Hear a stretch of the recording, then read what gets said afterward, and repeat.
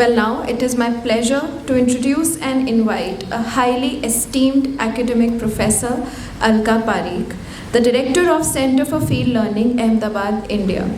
Ma'am focuses on field-based research in health, environment, and livelihoods to advance human welfare. Her work emphasizes compassion and equality, engaging university students, faculty, and civil society in impactful research. She has contributed to policy formulation at the national level and consulted for governments, NGOs, and corporates, while also being a popular teacher and trainer. We're excited to hear from you, ma'am. We welcome you.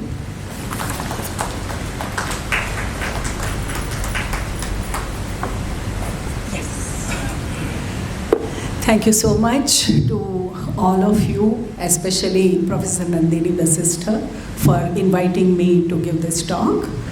I have been associated with Dr. Vasistha for all the editions of IIHSG till now, in various capacities. So I have seen how it has grown, and I'm very proud to see how beautifully she always manages it. So thank you so much for inviting us, and thank you so much for organizing such conferences. Yeah. So today I'm going to be talking about a subject, if you can put it up, because it has come. The first slide. Yes. Oh, the first slide is not there. Oh, sorry. I think something happened. Okay, then you just go over to the second slide.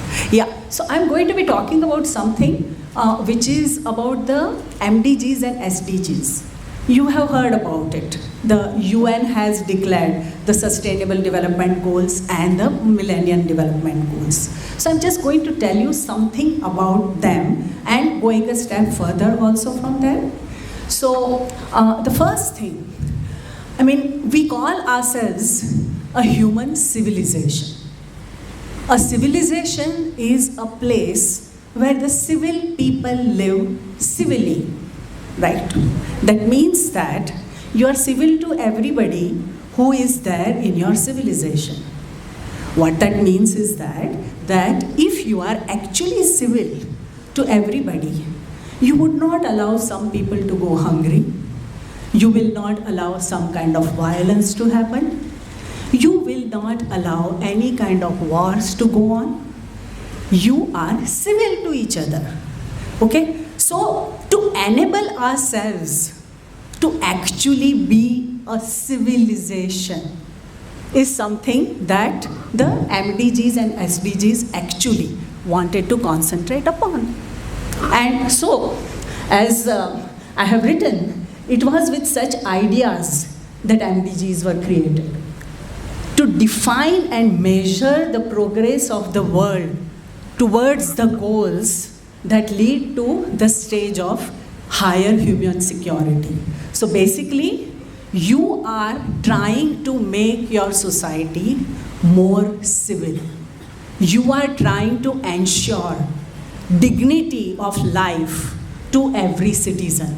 And how do you achieve it? So UN shows you the way, that this is how you achieve it. Here are the indicators. Now how, as a country, you are doing on it. And if you are doing poorly, they will relentlessly, cruelly, and clearly tell that this is the nation which is not doing its job well. And the whole world will know. That is how the MDGs were defined. That is how they wanted to achieve their goals. Okay? So, MDG were there for 15 years, but not all the goals could be finished in that 15 years. So then they decided that let's declare SDGs, Sustainable Development Goals. So SDGs were declared to finish whatever MDG could not finish. But they said that's not enough. There is so much that MDG did not cover. So let's cover more ground. So SDGs decided to cover far more ground compared to MDGs. Okay, so that's how we have MDGs and SDGs. Next slide, please. So, did it help? The UN declared MDGs and SDGs, but did it actually help the world? that such indicators are given by United Nations. What we find is that the indicators actually improved considerably as far as MDG period was concerned. 63% of the targets, which is not a joke, 63% of the targets were either achieved or overachieved. Okay, they did more than what they thought they would do. So MDGs were a success. So naturally, as I said, when they did SDG, they got very ambitious. And they said, we can do this also and we can do that also.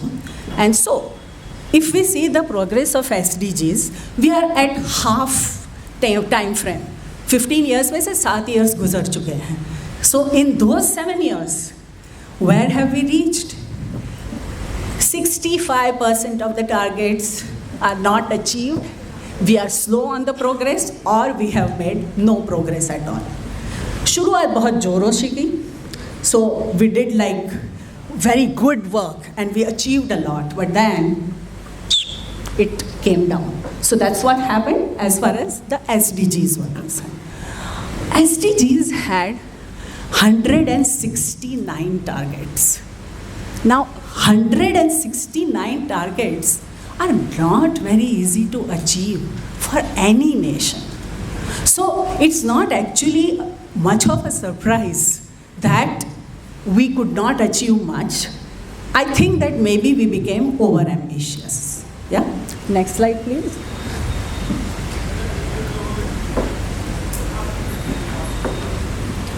Yeah, so let me just tell you quickly where the progress has been made due to MDGs and SDGs as far as the matters of life and death is concerned.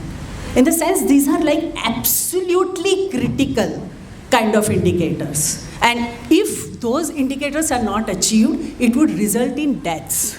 So let's just look at some of those. The malaria cases actually fell a lot. So before the MDGs started, it was 158. Today, it has become only 30. The downside is that they had started decreasing, but in last 2 years, they are going up once again. So we need to do something about that. TB was more difficult. Even MDGs could not achieve their goals on TB so easily. And even today, again, the same thing has happened. The trend was declining, but it has sharply shot up as far as TB is concerned. We have to make our fight much stronger for TB. Where we achieved a lot of progress was the HIV cases. The HIV cases have declined almost by 88% because of these goals. So we have done a lot as far as HIV is concerned. Maternal mortality, once again, we have achieved a lot. And now it has been reduced by almost 87%. So something remains to be done still, but for both of these goals, you can say that we have made very satisfactory progress. But one place where we could not make much progress again is the under 5 mortality rate. The under 5 mortality rate was actually achieved very well as far as MDGs were concerned. 50% decline is an amazing decline as far as under 5 mortality is concerned. But as far as SDGs are concerned, it has been only 11% till now.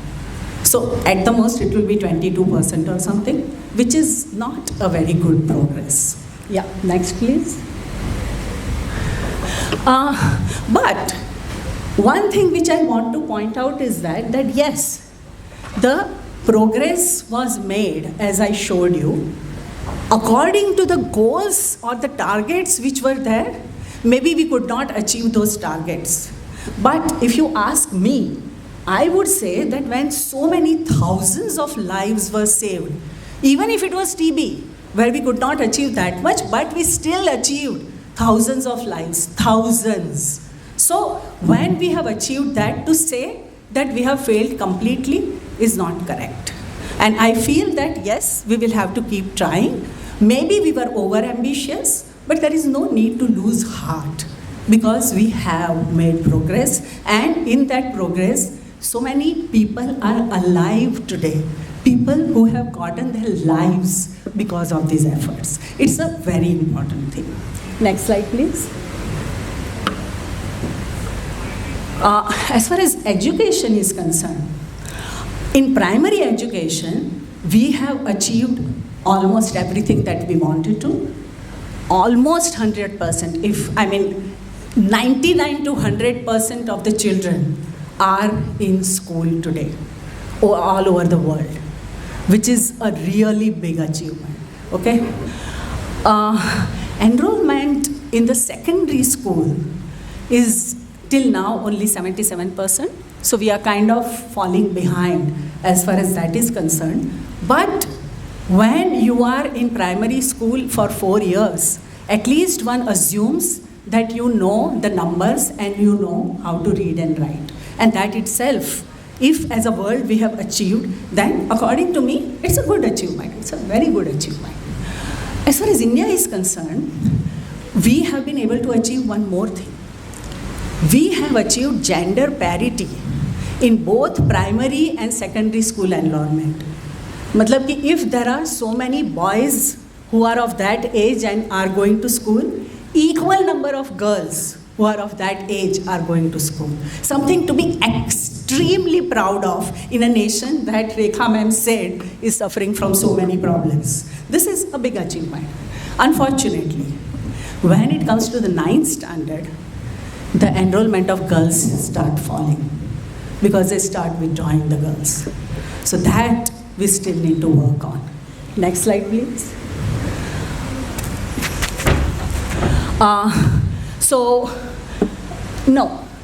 You went once. Yes. So there is just one concern, and this concern actually is very effectively being brought out by Pratham in its ASER surveys on education, almost every, I think, second year or year, but all over the world also. 58% of the students who have gone to school can't actually read, can't actually count. So we have enrolled them, but we have not educated them. And that is something which remains a huge gap. And because of this gap, we say that the adults who are out of school already, we can't now educate them because the education drive started a little later, and hence naturally 50-year-old person might not be literate.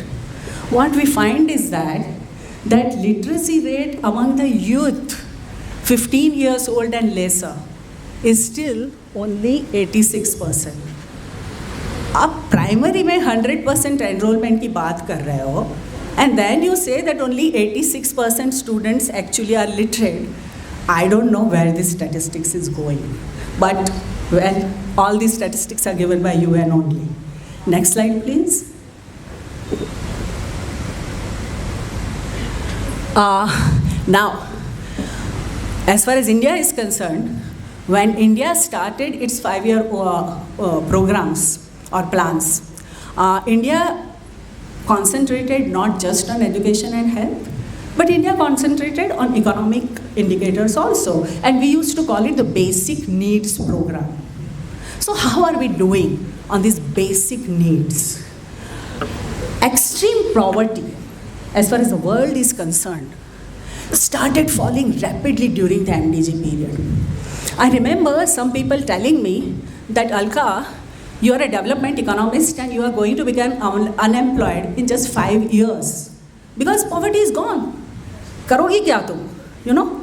Well, 14% it came down to as far as the world was concerned. Comes COVID and it actually increases. And then we are trying to make it come down. It has come down to 9%, but it is not eliminated as we thought it would be. So the world is still made of a lot of poor people. Hunger. We said in a civil world there is no place for hunger. We said that we have so many food grains that we can feed more than what the world population is, and still the fact remains that people are hungry. UN says that hunger has declined to about 8% of the world population now. But if you look deeply into the same UN publications, you find that 1 in 4 persons, I'll repeat this again, please let these statistics hit you. 1 in 4 persons in the world is still food insecure. 1 in 4 persons is still worried from where the food for tomorrow is going to come and whether it is going to come. So to say that we have eliminated hunger, we must be kidding ourselves.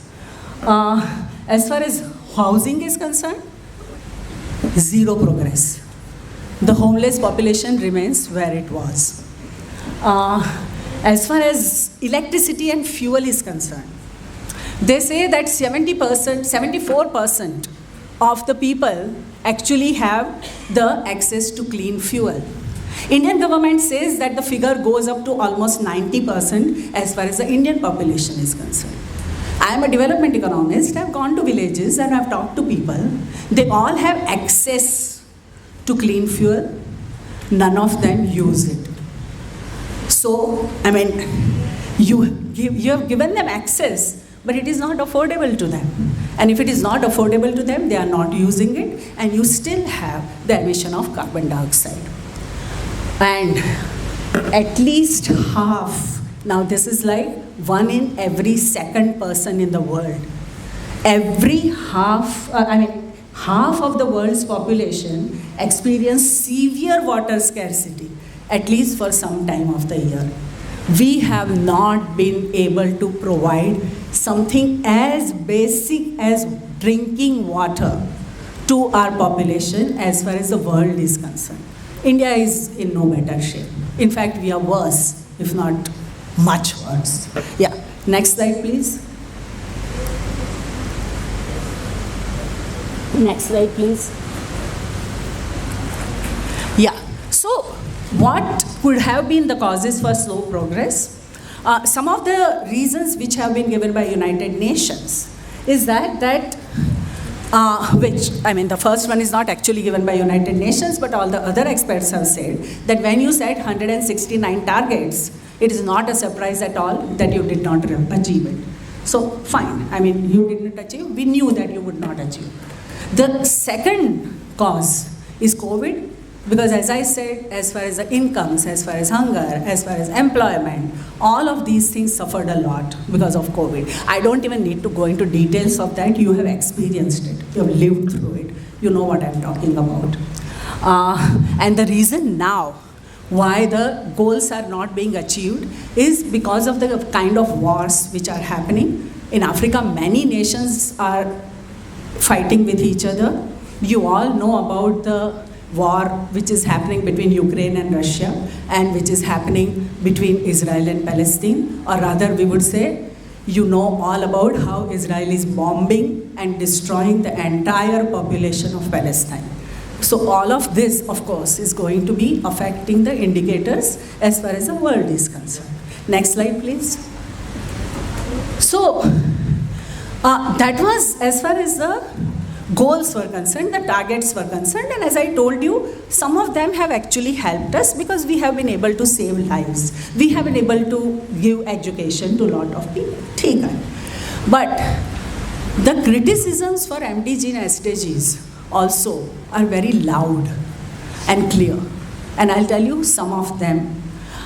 So there is one person called Hickel who has made very strong criticism, saying that look at the nations who are topping the chart of achieving the MDG and SDGs.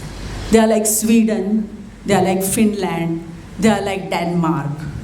He says, fine, they are achieving the goals very well, they are governing themselves so beautifully, congratulations, but they are consuming the natural resources of the world in such a way that if we follow these top performers of MDGs and SDGs, then we will be destroyed as far as world ecosystem is concerned.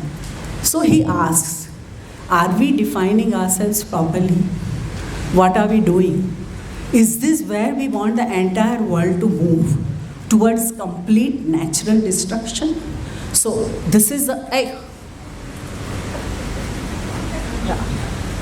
this is the question that he asks, and so it is time that we look at some alternative models of human well-being, and I want to present to you a very cute, very beautiful model. So that is my last slide. Yes, please change the slide.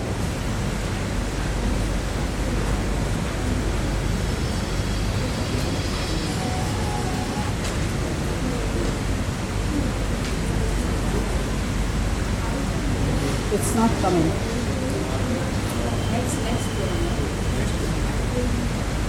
Yeah, so this is something which has been in existence only since last about 3-4 years, or maybe at the most 5 years. It is called Happy Planet Index.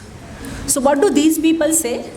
They say that we don't want people to be defined by the indicators that we define for them, saying that you are good because I am telling you that you have such indicators, so hence you are happy. I might not be happy. Yeah? So they ask the populations to assess for themselves, are you happy? And depending on lots of indicators, they have some 39 indicators that they use for that, but they make people to decide for themselves whether you are happy, which is called the happiness index. Happiness index has been there for almost last 10 to 15 years. There is one more index which has been introduced based on happiness index, which is called the Happy Planet Index. So you first ask the population, are you happy? And you decide their ranking according to their happiness. Now you divide it by the carbon emissions that that population is making. So are you happy? And are you keeping the nature also happy? I mean, are you leading very responsible lives or not? So when you ask that question, the nation which has been consistently since last 3 years, only this year it became second. The nation which is the highest on the Happy Planet Index is this extremely tiny nation in the Pacific Ocean called Vanuatu. I can almost assure you most of you have not even heard the name Vanuatu. So Vanuatu is made of people who are so poor that it was a least developed nation once upon a time. But just in last 10 years, it happened to develop itself more. But it has the people who are very happy according to their own assessment. Why? Because they have enough food. They grow their own food. And they are not importing any food. They just eat what they grow and they have enough. So they are happy. They have this beautiful nature. Now go home and try out the photographs of Vanuatu and you would know what I mean. Beautiful nature all around them. They are happy. And they are also happy because, their houses are generally made of natural materials. They don't have to import anything. They are not polluting the environment at all. They have mud houses and thatched houses. They are happy. And they have a very responsible government to see to it that when any natural disaster strikes, it sees to the security of its people. So that is why the Vanuatu people are happy. But there is one more thing which makes it very interesting nation. And that is the person who is the richest person in Vanuatu is defined by the amount of wealth that a person gives away. So if you are a miser who is just keeping all the money to yourself, the Vanuatu people will call you conjuice but not will call you rich. The rich people are the ones who give away. And the one who gives away the most is, according to them, the richest person. Maybe that's the reason why they are happy. Okay, next slide please. So, my message through this entire presentation is that let us strive for human happiness and stop this rat race for materialistic progress, and let us learn to respect the nature and all the living things in it. Next slide, please. Sarve bhavantu sukhinah. Thank you.